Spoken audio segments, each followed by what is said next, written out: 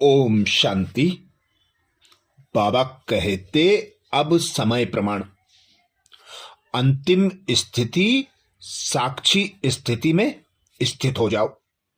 साक्षी होकर हर विघ्न को, हर परिस्थिति को, आने वाले जो भी दुख, अशांति, भय, चिंता के वातावरण है, उनसे स्वयं को न्यारा और प्यारा बनाने के लिए यही एक अंतिम अवस्था साक्षीपन की अवस्था है। साक्षीपन की बाप दादा निशानी बताते और साक्षीपन की स्थिति में स्थित होने की सहज विधि बताते। बाबा कहते साक्षीपन के तख्त की मुख्य निशानी क्या है जानते हो? अपने को महादानी, सर्व शक्तियों के अधिकारी, त्रिमूर्ति बाप द्वारा प्राप्त हुए तीनों तख्त नसीन समझते हो? तीन तख्त कौन से हैं जानते हो? एक है बेगमपुर के बादशाह बनने का साक्षी स्थिति में स्थित रहने वाला तख्त। दूसरा है पावरफुल मास्टर, सर्वशक्तिमान बाप समान सबूत बनने का दिल तख्त। बाबा कहते दूसरा तख्त है पावरफुल मास्टर, सर्वशक्तिवान बाप समान सबूत बनाने वालों का बाप का दिल रूपी तख्त। तीसरा है भविष्य विश्व महाराजन का तख्त। क्या इन तीनों तख्तों के अधिकारी बने हो? चेक करो। तीनों तख्तों के अधिकारी की वर्तमान स्टेज कौन सी होगी? तीनों तख्तों की तीन विशेषताएं सुनाओ। साक्षीपन के तख्त की मुख्य निशानी कौन सी होगी? वह सदैव हर कदम, हर संकल्प में बाप दादा को सदा साथी अनुभव करेंगे। जितना साथीपन का अनुभव होगा उतना ही अचल, अडोल और अतीन्द्रिय सुख में रहेंगे। उनका हर बोल बाप के साथ दिखाई देगा। जैसे बाप दादा प्रैक्टिकल में सदा साक्षी ऐसे हैं जिसे आप अलग करना चाहो तो भी कर नहीं सकते। जैसे दोनों साथियों के साथ का कभी कभी ऐसा भी अनुभव करते हो कि दो हैं व एक हैं, ऐसे ही दो का साथ एक समान हो। एक ही नहीं लेकिन एक समान हो। समान को लगेगा, समान को लोगों ने समाना कह दिया है। तो ऐसे अपने को क्या बाप दादा के साथी अनुभव करते हो? फॉलो फादर करते हो? जब फॉलो फादर है तो साक्षीपन और साथीपन का अनुभव हर सेकेंड, हर कदम में होना ही चाहिए। ऐसे साक्षीपन के अनुभवी ही तख्त नसीन बनेंगे। दूसरा बाप के दिल तख्त नसीन वह होगा जो सपूत होगा, अर्थात बाप दादा को मनसा वाचा कर्मणा व तन मन धन सब बातों में फॉलो करने का सबूत देगा। तीसरा है विश्व महाराजन बन, विश्व के राज्य के तख्त नसीन बनने का।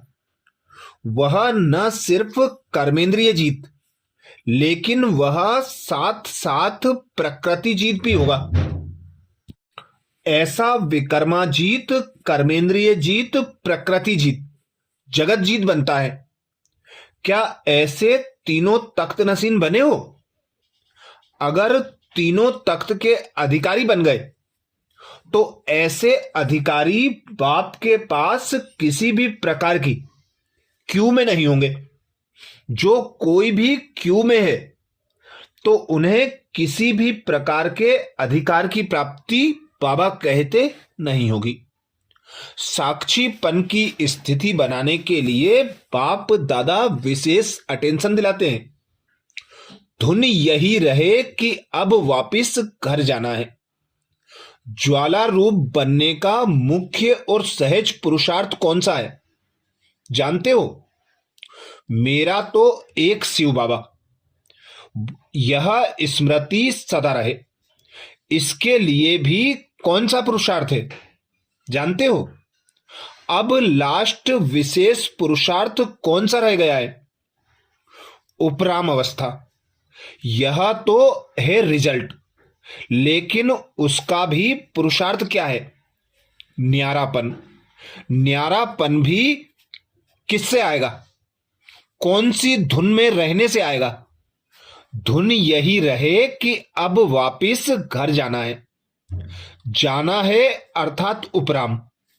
जाना है, जहां जाना है वैसा पुरुषार्थ स्वतः ही चलता रहे। जब अपने निराकारी घर जाना है तो वैसा अपना वेश भी बनाना होता है। तो इस नए वर्ष का विशेष पुरुषार्थ यही होना चाहिए कि वापिस घर जाना है और सबको ले जाना है। इस स्मृति से स्वतः ही सर्व संबंध, सर्व प्रकृति के आकर्षण से उपराम अर्थात साक्षी बन जाएंगे। साथी बनने से सहज ही बाप के साथी बन जाएंगे। वह बाप समान बन जाएंगे। सर्व को सदा ज्वाला रूप दिखाई देंगे। तब ही यह विनाश ज्वाला भी आपके ज्वाला रूप के साथ साथ स्पष्ट दिखाई देगी।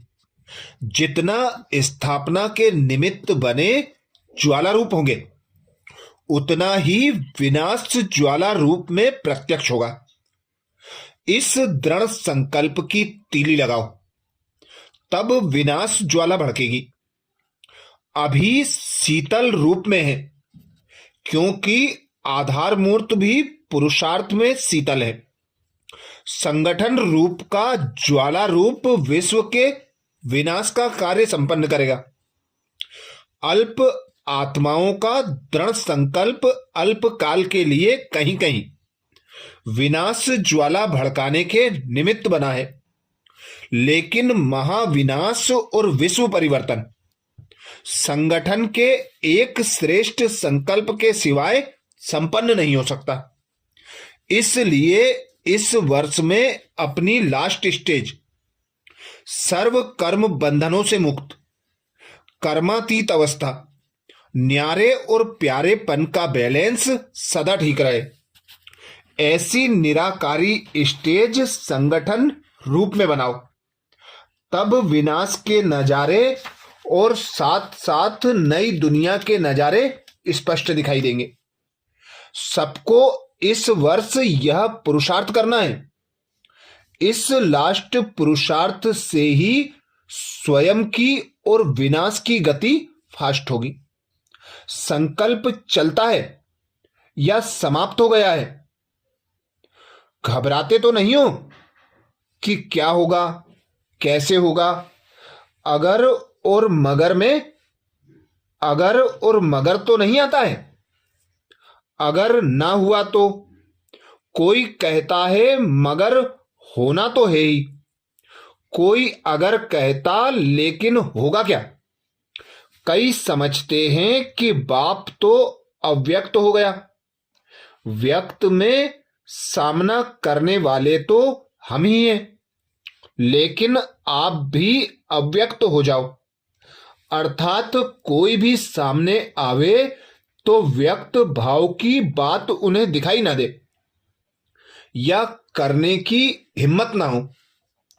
औरों के भी व्यक्त भाव को मिटाने वाले अव्यक्त फरिश्ते बन जाओ। ऐसी अव्यक्त स्थिति व वायुमंडल अर्थात पांडवों का किला बनाओ, तो यह हलचल समाप्त हो जाएगी। बाप दादा अंत तक आपके साथ हैं और सदा बच्चों के ऊपर स्नेह और सहयोग की छत्र छाया के समान है। इसलिए अब घबराओ नहीं। बैकबोन बाप दादा सामना करने के लिए किसी भी व्यक्ति द्वारा समय पर प्रत्यक्ष हो ही जाएंगे और अब भी हो रहे हैं। अच्छा, ये विशेष अंतिम समय का पुरुषार्थ जो हमें नए वर्ष में दृढ़ संकल्प लेने के लिए बाप दादा का इशारा मिला। अब इस नए वर्ष में यह धुन लगी रहे कि घर जाना है। घर जाने के लिए अंतिम स्टेज साक्षीपन की सीट पर सेट होकर ज्वाला स्वरूप स्थिति में स्थित रहना है। ऐसे ही और विशेष अव्यक्त बाप दादा के अंतिम समय के लिए विशेष इशारों का मनन चिंतन करने के लिए बाबा के चैनल को सब्सक्राइब करें। वीडियो को सभी बीके भाई बहनों को शेयर करने की सेवा जरूर करें। ओम शांति।